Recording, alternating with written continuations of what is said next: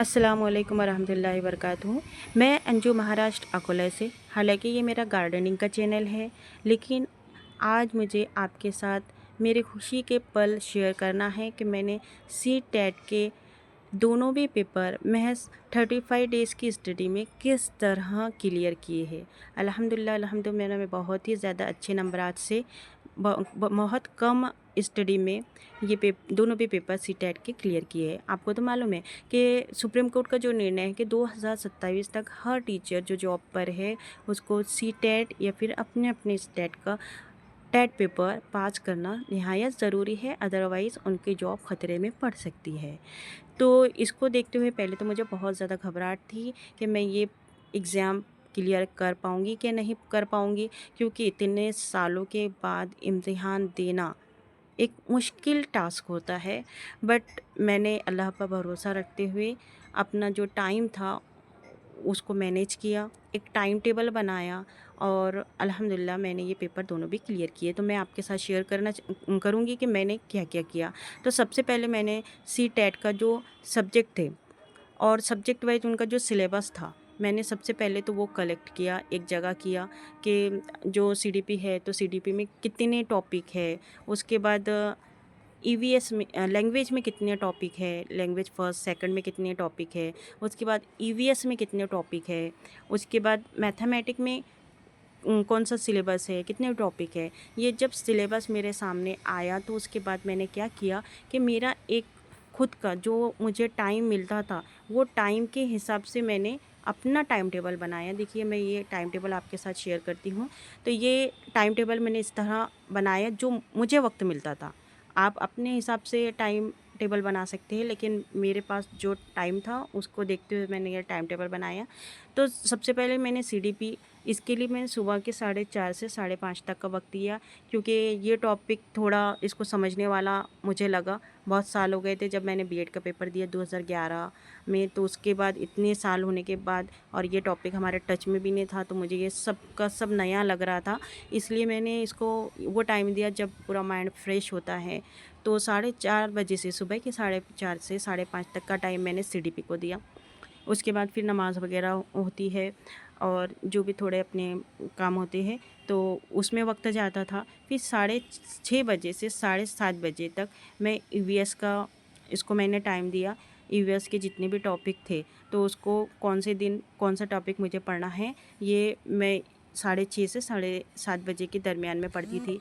उसके बाद उसके बाद जो है मेरे बच्चों के टिफ़िन वगैरह बनाना, उनको स्कूल भेजना, वो होता था। उसके बाद मेरा जो गार्डनिंग का है, तो मुझे 2 घंटे तो मुझे गार्डनिंग के लिए देना ही पड़ते हैं। इतने सारे मेरे पास हज़ारों से पौधे हैं, तो उनको मैनेज करना तो मैं उनको नहीं छोड़ सकती थी, इसलिए मुझे वो टाइम बिल्कुल नहीं मिला। फिर 9:30 बजे के बाद तो वो स्कूल की तैयारी होती थी, यानी 9:30 बजे से तो 6:30 बजे तक मेरे पास कोई टाइम नहीं था। लेकिन फिर भी मैंने उसमें से टाइम निकाला। कैसे? जब दोपहर की, मतलब खाना लंच टाइम होता था, तो 1:30 बजे से 2:30 बजे का जो लंच ब्रेक होता था, तो वो टाइम मैंने उर्दू को दिया था। आधा घंटा, मतलब नमाज़ और खाना वगैरह होने के बाद 2 से 2:30 बजे तक मैं उर्दू का पढ़ती थी, स्कूल में पढ़ती थी। और ये रेसेस का वक्त होता था, तो उसमें मैं ये जो उर्दू का है, अपनी लैंग्वेज है चूँकि, तो समझना भी आसान है, तो वो टाइम मैनेजमेंट हो, ये जो टॉपिक है वो मैनेज हो गया मेरे से। 2 से 2:30 बजे तक का मैंने आधा घंटा ही इसको दिया था। उसके बाद जो मैथ्स है, तो मैथ्स के लिए मैंने स्कूल से आने के बाद आधा घंटा मैं रेस्ट करती थी। उसके बाद 7 बजे से 8 बजे तक का शाम का वक्त जो है मैंने मैथ के लिए दिया था, और उसको मैं बाकायदा सॉल्व करती थी। जो मुझे मैथ्स हार्ड लगते थे तो मैं सॉल्व करती थी। उसके बाद हिंदी को मैंने 9 बजे से 10 बजे तक मैंने हिंदी को टाइम दिया था। उसके बाद मेरी कैपेसिटी ख़त्म हो जाती थी, क्योंकि 4:30 बजे से जब हम उठ रहे हैं, तो और मतलब स्टडी करने के लिए बैठ रहे हैं, तो हमको 4 बजे से तो उठना ही पड़ता है, क्योंकि जब हम स्टडी टेबल पर 4:30 बजे अगर बैठ रहे हैं, तो ऑब्वियसली हमको जागना तो उसके बिफ़ोर ही पड़ेगा। 4 बजे से तो मैं जागती थी।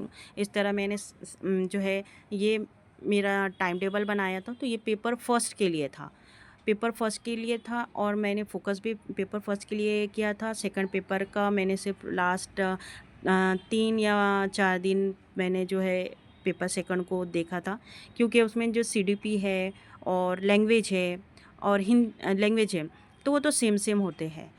तो बस उसमें थोड़ा-सा स्टैंडर्ड उनका हाई होता है, अदरवाइज़ सेम सेम होते हैं। तो मैंने ये डिसाइड किया था कि अगर मैं ये सब्जेक्ट को मतलब सीडीपी को और लैंग्वेजेस को अच्छे से पढ़ लूँ, तो मेरा पेपर सेकंड भी कवर हो सकता। अगर मुझे दूसरे सब्जेक्ट मेरा मतलब साइंस है, तो साइंस को अगर मैं उतना वक़्त ना भी दूँ, वो तो अपना बहुत सारा पड़ा हुआ है, तो उतना टाइम अगर नहीं भी दें हम उसको, तो ये अगर 3 हमने कवर कर लिए, अगर इसमें हम अच्छे नंबर ले लिए और उसमें थोड़े-थोड़े भी नंबर लेकर आए, तो हम तो पास हो जाते। मेरा सिर्फ़ पास होने का ही टारगेट था, लेकिन अच्छे नंबर मिल गए, ये अलग बात है। तो इस तरह मैंने टाइम टेबल बनाया था। और उसके बाद जो गाड़ी मतलब ट्रैवल करते वक़्त 9:30 से 10:30 बजे 1 घंटा इधर, और उधर 5 बजे से तो 6:30 बजे तक उधर।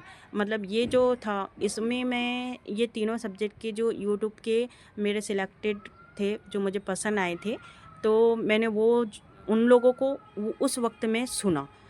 तो इस तरह आने और जाने का टाइम भी मेरा यूटिलाइज़ हुआ। ये टाइम टेबल में मैंने मेंशन नहीं की हूँ, बट मेरा वो मैं सुनती थी, खाली वो वीडियोज़ सुनती थी, जो मॉक टेस्ट रहते थे उनके, तो वो सुनती थी। और इस तरह जो है मैंने ये जो मेरा टाइम टेबल था, मैंने इसको बहुत ही ज़्यादा स्ट्रिक्टली फ़ॉलो किया।